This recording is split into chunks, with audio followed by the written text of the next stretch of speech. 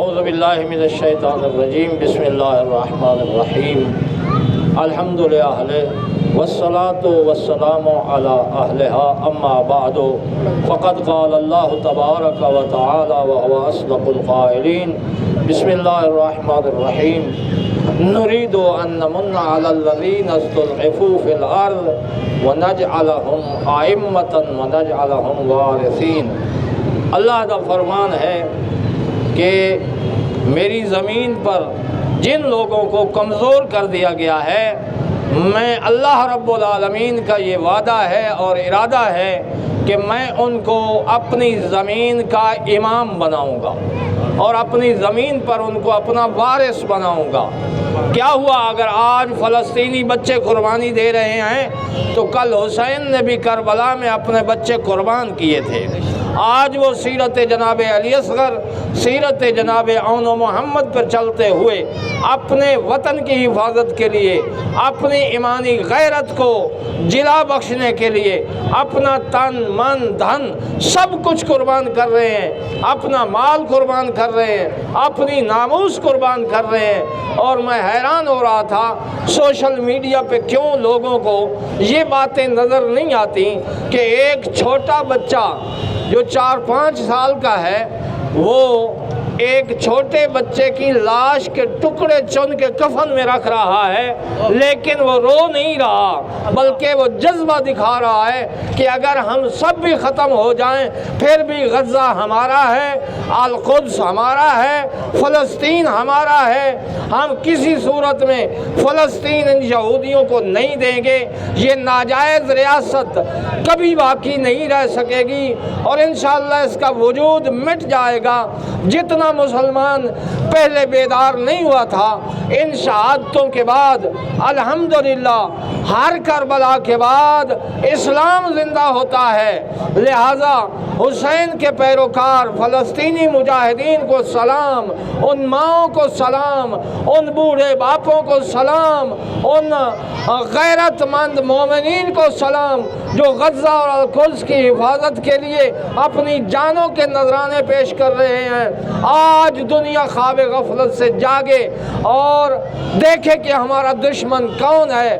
قرآن نے فرمایا تھا کہ کبھی بھی یہود و نصارہ تمہارے دوست نہیں ہو سکتے۔ مرداباد مرداباد امریکہ مرداباد مرداباد مرداباد اسرائیل مرداباد مرداباد مرداباد امریکہ مرداباد۔ اور خمینی بت شکن نے اس دن کو عالمی یوم القدس قرار دے کر مسلمانوں کے ضمیر کو جھنجھوڑا اور قائد ملت جعفریہ علامہ سید ساجد علی نقوی ہر سال اس یوم القدس کی الگ کمیٹیاں بنا کے اور حکم جاری فرماتے ہیں کہ کوئی بچہ بھی گھر میں نہ بیٹھے بلکہ ان مظلوم مسلمان فلسطینیوں کی حمایت میں گھر سے نکلے اور ان کے لیے جان بھی قربان ہے، ساجد کے اعلان پر جان بھی قربان ہے۔ اور الحمدللہ ہم وعدہ کرتے ہیں اپنی ان ماؤں سے جنہوں نے اپنے نوجوان قربان کیے، ہم اپنے ان بھائیوں سے، ان بزرگوں سے کہ ہم ہر سال انشاءاللہ سید زادے کے حکم پہ آپ کی آواز بلند کرتے رہیں گے۔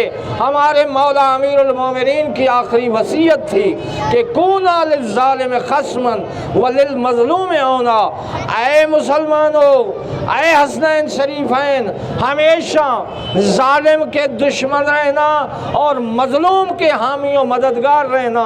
آج پوری دنیا میں فلسطین کے ساتھ یمن کھڑا ہے، فلسطین کے ساتھ پاکستانی عوام کھڑی ہے اور تمام مسلمان ممالک کی عوام فلسطینی بھائیوں کے ساتھ اظہار یکجہتی کرنے کے لیے آج کے روز یوم القدس منا رہی ہے۔ لیکن مسلمان حکمرانوں کو بھی غیرت آنی چاہیے اور ان کو اسلامی غیرت کا ثبوت دینا چاہیے، اور وہ تو اپنے اقتدار کو طول کرنے کے لیے سنچری کی ڈیل کر رہے ہیں امریکہ جیسے خبیث کے ساتھ۔